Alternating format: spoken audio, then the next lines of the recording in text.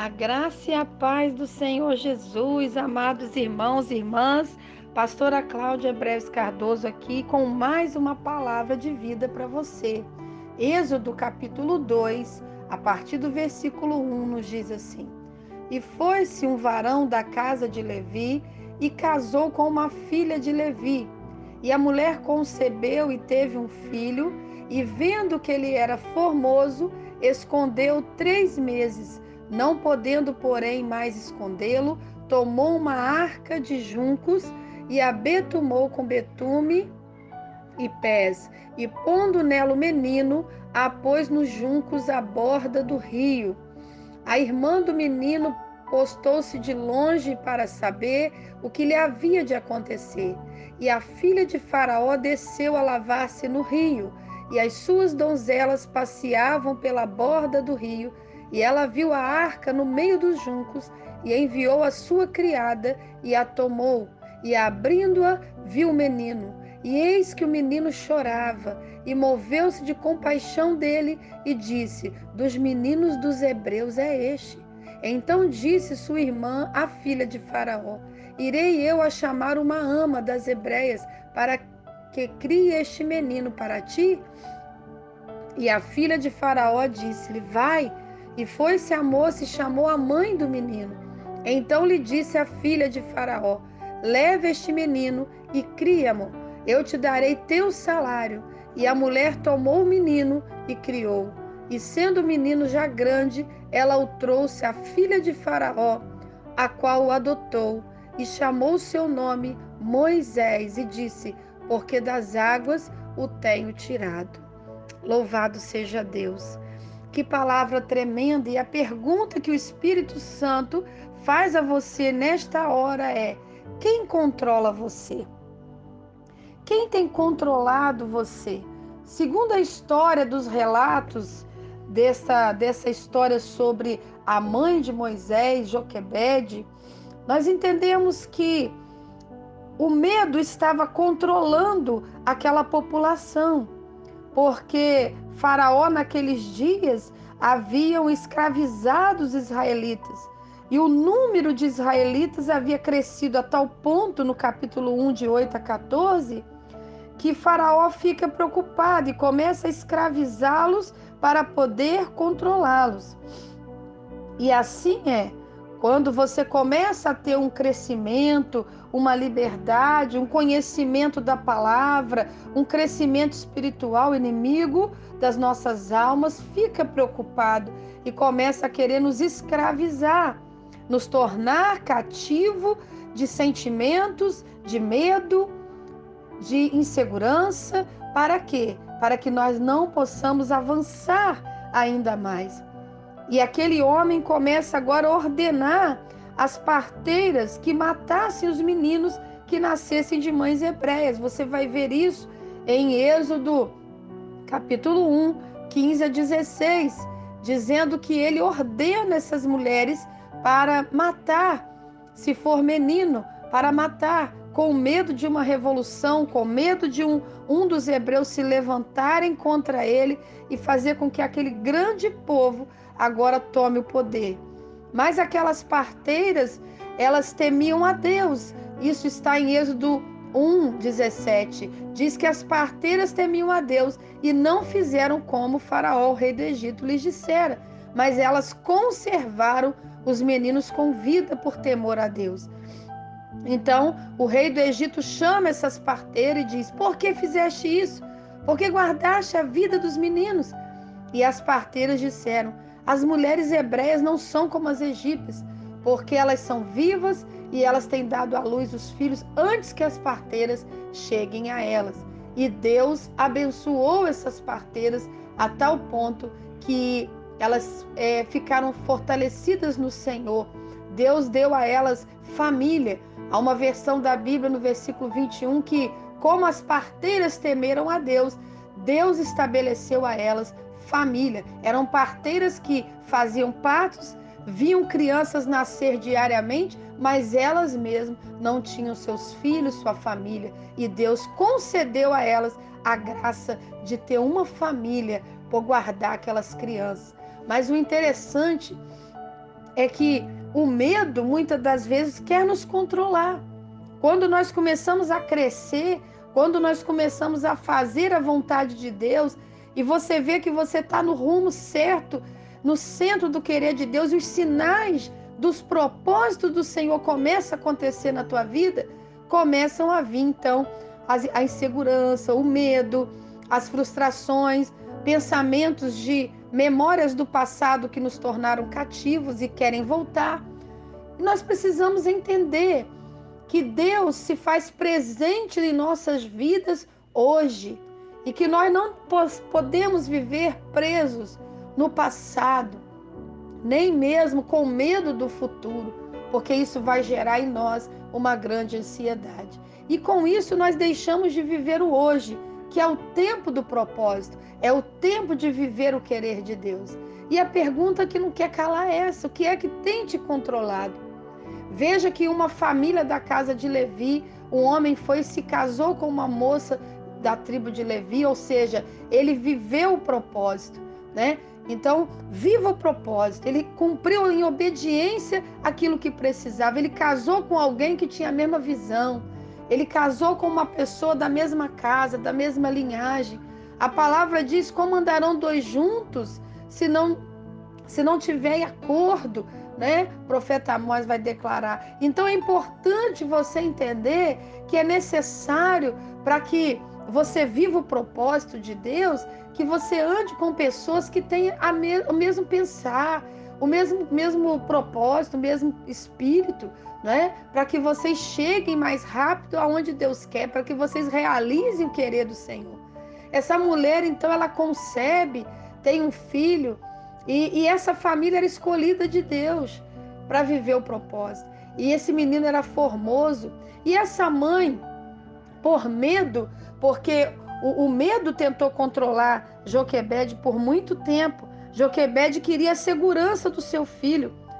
Mas se ela ficasse com medo e se deixasse controlar por ele, imagine, ela tentou ficar com ele 3 meses, mas a criança chora, né? A criança tem o seu movimento, ela quer andar pela casa quando ela começa a crescer. Se ela segura esse bebê por mais tempo, daqui a pouco ela ia perder não só o bebê, mas a família toda poderia morrer. A nossa mente, muitas das vezes, é dominada, é controlada pelo medo. Temos medo. O que é ter medo? É ficar preocupado, assustado com algo que está acontecendo ou que você acha que pode acontecer, né? Criando uma ilusão na tua mente daquilo que pode vir a acontecer. E a pergunta é: você tem medo de quê? Pense aí um pouquinho. O que é que tem impedido você de avançar na sua vida? Você tem tudo para crescer e às vezes você diz assim: foram as escolhas erradas que eu tomei, né? É a pessoa que está ao meu lado. Talvez sejam os filhos que me atrapalham. Talvez seja o local onde eu estou. Quantas coisas você pode colocar na sua mente como impedimento para você avançar? Mas, na verdade, você tem sido cativo de você mesmo, das suas próprias escolhas, do seu próprio medo. Isso tem te oprimido. E eu quero dizer para você que você não pode permitir que o medo te controle, que a insegurança te controle. Você já percebeu que você tem a chave da tua casa? Você já percebeu que você tem a chave do teu portão? Quem é que mantém você cativo? Dentro do teu quarto, dentro dos seus pensamentos, dentro da tua casa? Não é você mesmo? Então você tem que ver o que é que tem te controlado. Se esse medo tem te controlado, é tempo de você romper com isso pelo poder de Deus. Enquanto essa mulher escondeu essa criança, ela fez o esforço dela enquanto ela pôde fazer. Esses pensamentos de medo que você tem, que eu tenho, não são dados por Deus, não. Esses pensamentos o inimigo lança como flecha sobre a nossa mente e nos torna escravos, cativos. Não deixe que esse medo domine você. Não deixe que essa insegurança domine você. 2 Timóteo 1,7 diz que nós não fomos chamados para um espírito de medo, né? De covardia, não. Nós temos um espírito de ousadia, de coragem que Deus nos deu. Você tem Jesus Cristo como Senhor e Salvador? Você tem o dono da vida como o Senhor da tua vida, Ele pode mudar o quadro. E teve um dia em que essa mulher, aqui no versículo 3, diz que não podendo, porém, mais escondê-lo. Minha querida, meu querido, você que me ouve, você tem uma capacidade que você não pode mais esconder. Você tem uma inteligência que você não pode mais esconder. Você tem um chamado que você não pode mais esconder. Aleluia! Você tem uma voz que você não pode mais esconder. Você tem um amor que você não pode mais esconder. Você tem habilidades e talentos e dons que você não pode mais esconder. Joquebede tinha em casa o libertador de Israel, um homem chamado por Deus no teu colo. Ela não podia esconder. Ela não podia permitir que aquele medo, aquela insegurança a controlasse de maneira que ela escondesse tanto talento, tanto chamado, tantas habilidades. Ela pegou e criou uma arca de juncos, né? Uma cesta de juncos. Interessante que alguns estudiosos da Bíblia dizem que era uma caixa de junco de papiro trançado, emplastrada com piche, para torná-la impermeável. Moisés, segundo ele, seja retratado como um segundo Noé. Né? Que coisa interessante. Aquela arca, o cesto, né? Um termo hebraico para arca, foi usado ali para como se fosse uma arca de Noé, para proteger e guardar alguém especial. Então você vê que coisa tremenda, né? O Senhor então toca naquela mãe para fazer um cesto, uma arca de junco, betumando por dentro e por fora para não ter nenhum vazamento, e colocou nela aquele menino, aquela esperança de Israel, né? Aquele libertador que, segundo estudiosos, ele é uma forma de verem Cristo, né? Um antítipo de Cristo, eles falam, como um sobrevivente ali, alguém que Deus guardou e livrou, porque até mesmo Jesus, quando nasce, ele é enviado para o Egito para ser poupado, porque na época de Jesus, quando nasce, Herodes também quer matar os meninos, lá em Mateus 2, de 13 a 23. Então veja, essa mãe, ela rompe com esse medo que a controla, essa insegurança que a controla, e ela cria, ela pega com a sua mão, ela monta uma arca, ela põe essa criança, né, põe esse menino e coloca no rio e deixa ele ir. Agora, quem vai controlar essa criança é o próprio Deus. Você pode declarar isso? Quem vai controlar o meu filho é Deus. Quem vai controlar a minha história é Deus. Quem vai controlar o meu casamento é o Deus de Israel. Se coloque na mão dele. Coloque a sua história na mão dele. Coloque o seu problema na mão dele. Coloque o seu filho nas mãos do Deus de Israel. Creia. Não deixe o seu medo te controlar. Coloque seus talentos na mão dele, o seu chamado, o teu dom. Deixa Deus te controlar. E aquele cesto, aquela arca de junco foi descendo, tampada pelo rio, e foi descendo no controle do Deus de Israel. E a irmã do menino, né? A gente vai saber mais tarde que é Miriam, ela vai descendo ali do lado, nas bordas daquele rio, olhando de longe, para saber o que iria acontecer. Ela vai observando. E você também, eu profetizo, vai ver e vai profetizar. Você vai observar, né? Eu profetizo que você vai ver, vai contemplar o que Deus vai fazer quando você permitir que Ele controle a sua história. E aí, o que acontece? Aquela princesa, né, filha de Faraó, no seu palácio, ela poderia tomar um banho naquele rio qualquer dia e qualquer hora, mas Deus toca nela para que ela vá naquela hora. Ei, meu querido, minha querida, Deus não controla só crente, Deus não controla só cristão fiel, não. Deus controla o universo, Deus controla o mundo, Deus controla homens grandes e pequenos, Deus controla até mesmo aquele que diz, eu não creio que Deus existe. Louvado seja Deus. E aí, o que acontece, meus queridos? A filha de Faraó, versículo 5 de Êxodo 2, ela desce ao rio para se banhar.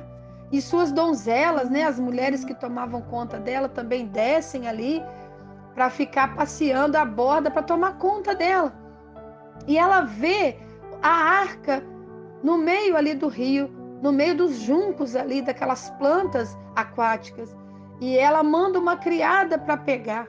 E quando eles abrem aquela arca, aquele cesto, ali tem o sobrevivente, ali tem a esperança de Israel, ali tem um futuro e uma história. Louvado seja Deus. Quando você rompe com o controle do medo, você vai perceber que Deus vai fazer algo extraordinário na sua vida e na sua família. Louvado seja Deus. Creia que Deus é poderoso para tomar o controle da vida do seu filho, o controle da vida da sua filha, o controle da sua vida e da sua história. Eis que o menino estava chorando, simbolizando o quê? Que ele estava vivo, vivo. Quando nós rompemos com o controle do medo, da insegurança, o que acontece? A vida continua, perpetua, né? Há milagre. Aquela criança chorava, é um sinal de quê? De vida, de vida. E moveu-se de compaixão. Aquela princesa foi tocada pelo Espírito Santo para ter misericórdia daquele bebê, para ter compaixão daquele bebê, para ter amor por ele. E ela disse: essa criança é um menino hebreu. O certo era ela entregar na mão do pai dela, para ele morrer, para ser morto. Mas então disse a irmã da criança que estava de longe observando: eu posso chamar uma mulher hebreia para ser ama, para ser babá dessa criança? Olha que inteligência dessa menina, olha a sabedoria que Deus deu para essa menina. Tudo isso debaixo do controle do Deus de Israel. Louvado seja Deus. E a filha de Faraó disse-lhe: vai. E foi-se a moça e chamou a mãe do menino. Ela poderia chamar outra mulher, outra moça, mas ela foi chamar a mãe do menino. A mãe do menino que ainda tinha leite no peito.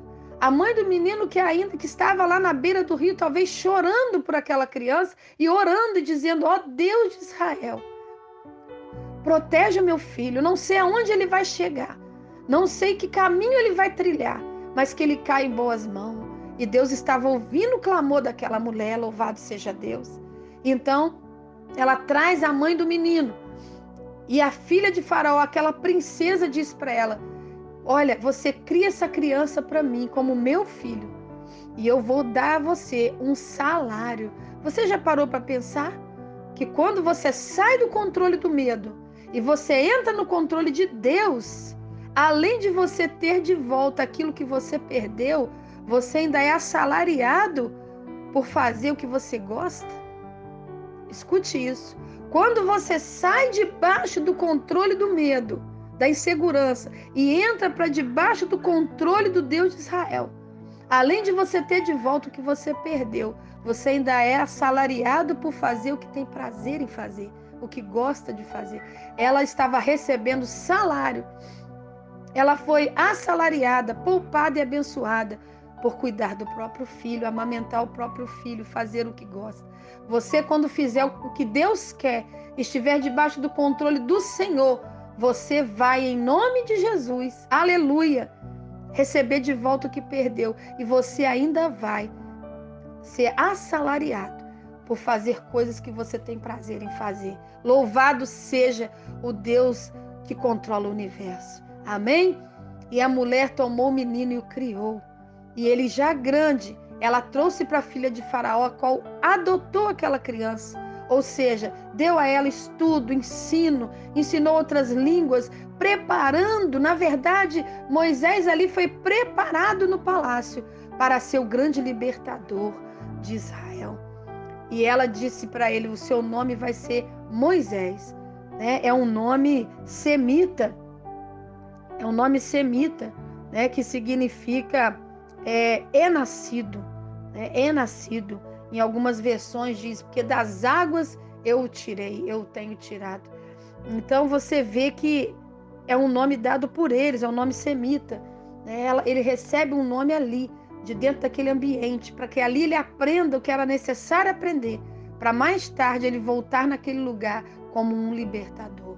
Amém? Saia debaixo do controle do medo. Esteja dirigido, guiado, controlado pelo Deus de Israel, pelo Espírito Santo de Deus. É Ele quem nos governa, é Ele quem nos dirige. Você nunca vai se frustrar quando você estiver debaixo do controle do Deus de Israel. Quem controla você? Pense nisso nesse dia, em nome de Jesus. Amém? Um grande abraço.